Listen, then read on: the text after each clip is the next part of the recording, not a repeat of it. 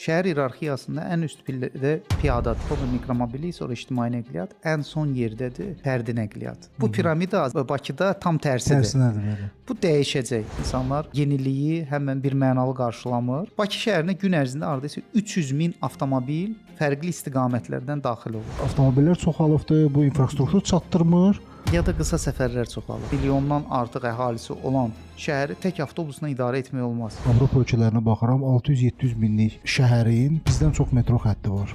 59 yaşlı bizim Bakı metropolitenində 40 kilometrlik tunelimiz var. 5 il ərzində Qarabağda və Şərqi Zəngəzurda qurulan tunellərin uzunluğu 71 kilometrdir. Nəqliyyatın 5 növü var: boru, hava, dəniz, avtomobil və dəmir yolu. Daxili yük dəmir yolu sisteminin onurğasıdır. Zəngəzur tək şərq-qərb deyil, həmçinin şimal-cənubdur, həmçinin də cənub-qərbdir. Nə qədər çox yolunuz varsa, bu sizin üstünlüyünüzdür.